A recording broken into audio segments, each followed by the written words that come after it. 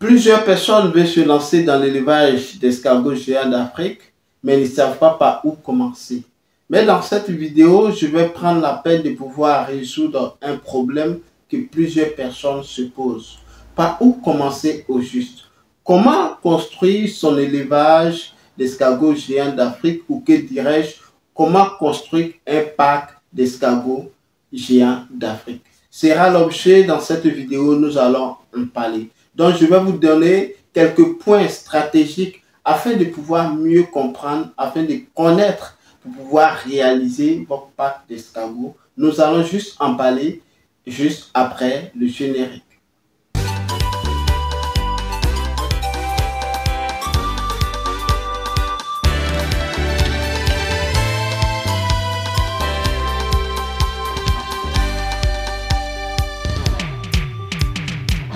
Salut à tous, bienvenue sur Entrepreneuriat sans frontières. Pour vous qui ne me connaissez pas, je suis Kwame Ferdinand et je suis agripreneur négociant de matières premières spécialisé dans les cultures pérennes telles que le cacao, les noix de cajou, les palmiers à huile. Je suis également négociant de céréales. Sur cette chaîne, nous parlons d'entrepreneuriat agricole, nous parlons de l'entrepreneuriat en général.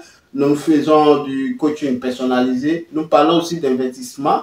Nous plongeons au cœur des paysans producteurs de matières premières afin de montrer leur quotidien, partager leurs cris de cœur et opter pour une solution rapide et efficace dans le but de contribuer au développement rural en apportant notre expertise favorable à leur réussite, tout en se servant de mise en relation entre producteurs et acheteurs sur les marchés national et international. Nous mettons l'accent sur l'éducation entrepreneuriale christocentrique qui est sans tabou.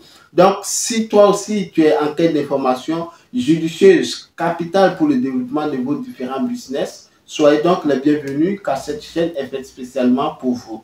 Alors, tout d'abord, avant de rentrer dans le vif du sujet, je vais t'inviter à vous abonner si ce n'est pas encore fait, à liker nos vidéos, à partager cette chaîne massivement autour de vous afin d'agrandir la communauté. Surtout, n'oublie pas d'activer la cloche de notification afin de recevoir en permanence nos publications. Et j'ai constaté que vous regardez plusieurs de mes vidéos, vous ne commentez pas, donc je vais vous inviter à mettre en commentaire et pourquoi pas à dire certaines choses, certains sujets que nous devons aborder, dont je ferai plaisir de pouvoir aborder cette thématique envers vous. Je sais que vous êtes plusieurs à patienter sur la politique agricole, sur le négoce international, sur d'autres divers sujets. Nous allons faire pas à pas, donc soyez indulgents et patients. Alors, comme je l'avais dit en intro dans cette vidéo, je vais vous donner les points clés nécessaires afin de pouvoir construire votre parc d'escargots. Comme premier point, ce qu'il faut comprendre est que pour pouvoir construire son parc d'escargots, il faut envisager de limiter l'espace de notre emplacement.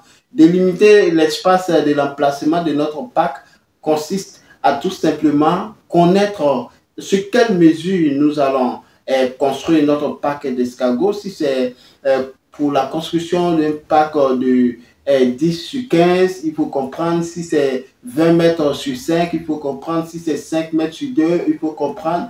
Alors pour cela, lorsque vous avez tracé votre plan de votre bâtiment en général, de votre parc, il faudrait que vous ayez au moins un peu d'espace aux alentours de votre parc afin de pouvoir permettre à votre parc de pouvoir mieux respirer et aux alentours, parce que vous savez que le premier ennemi qui attaque généralement les parcs d'escargots sont les magnats, les fournis, et cela est causé aussi à cause de l'entourage qui n'est pas tenu propre. Donc, je vais vous conseiller de pouvoir, une fois vous délimiter effectivement votre parc d'escargots, envisager ne serait-ce que 2 à 3 mètres aux alentours afin de maintenir celui-là propre, parce que c'est capital pour le développement de votre parc en général. Comme deuxième point, une fois que vous avez fini de délimiter votre parc, il faudrait que vous puissiez penser maintenant à quelle culture implémenter dans votre parc. Vous savez que lorsqu'on décide de se lancer dans la production d'escargots à grande échelle en utilisant les packs d'escargots, il faut comprendre que cela permet de pouvoir automatiser tout le process. Donc, c'est-à-dire lors de l'installation, il doit y avoir plusieurs choses. Donc, les pensées aux différentes cultures que vous allez implémenter dans votre parc est très primordial. Donc, pour cela, il faut comprendre quels sont les aliments que les escargots préfèrent, quels sont les aliments que les escargots consomment, je sais pas, quelles sont les plantes que les escargots consomment afin de pouvoir se désinfecter. Quels sont les nutriments dont ont besoin les escargots? Donc, parlant généralement des cultures, j'ai fait une vidéo voilà, sur l'alimentation des escargots, donc vous pourrez vous en servir. Mais comme des cultures, vous pouvez cultiver par exemple le taro, vous pouvez cultiver le plantain, vous pouvez cultiver les patates douces. Et donc, pour cela, ces cultures-là vont créer voilà, en quelque sorte des ombrages dans votre parc afin de pouvoir réduire drastiquement les rayons du soleil. Comme vous savez, les escargots ne préfèrent pas trop le soleil, donc raison pour laquelle en journée, évidemment, vous les voyez cachés. Donc pour cela, il faut reproduire en quelque sorte le climat que vivait l'escargot qui était autrefois en brousse qu'on partait ramasser. Donc c'est en général ces différentes cultures-là que vous devez mettre en place afin de pouvoir non seulement éliminer les dépenses en cours d'investissement et aussi voilà, faciliter la nourriture de vos escargots. Donc, en troisième point, il faut penser au système d'arrosage. Le système d'arrosage est très capital. Je dirais même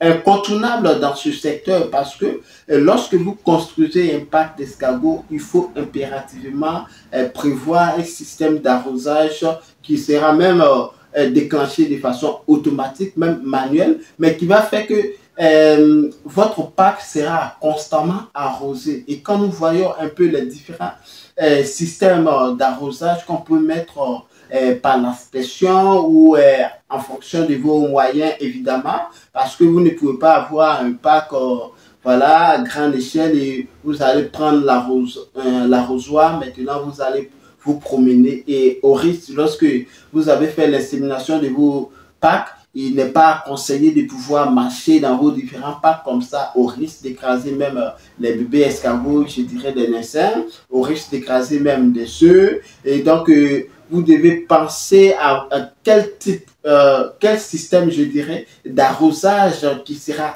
idéal pour votre parc. Donc, c'est d'avance envisager quelle qualité, quel type de tuyau, quel type d'arrosoir je vais essayer de mettre en place dans mon parc afin de pouvoir arroser. Quand on voit le climat en allant à partir de février, mars, où en Afrique, il fait tellement chaud. Donc, il faut penser à cela afin que cela puisse aussi aider vos escargots à mieux grandir.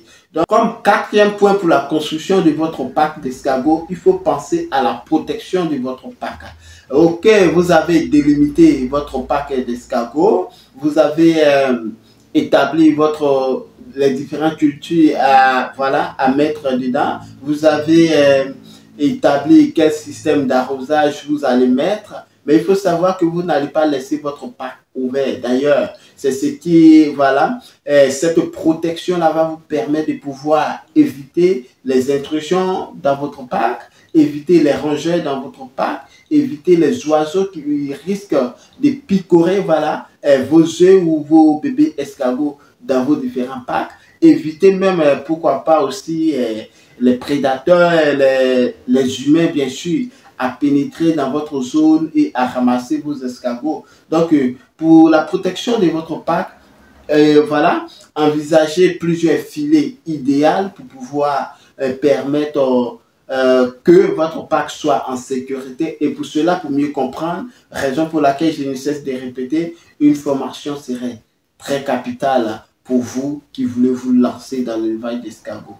Donc, comme ce que vous pouvez retenir à quelques brefs dans cette vidéo, serait de pouvoir vous donner des éléments ou des étapes clés afin de pouvoir mieux construire, mieux bâtir votre parc d'escargots. Donc, pour cela, il faut retenir qu'il faut délimiter son espace du parc. Il faut implémenter des cultures idéales pour la croissance de vos escargots, il faut penser à quel système d'arrosage dont je vais implémenter dans mon parc et il faut penser à quel filet je vais utiliser pour pouvoir voilà, couvrir mon parc d'escargots. Et comme en bonus aussi, n'oubliez pas les qualités des systèmes de mangeoires si vous voulez voilà, introduire dans vos parcs que vous pouvez mettre dans votre parc. Donc, mes amis, nous sommes à la fin de cette vidéo. J'espère que cette vidéo vous a plu. N'hésitez pas à commenter nos vidéos. Voilà, je ferai plaisir de vous répondre.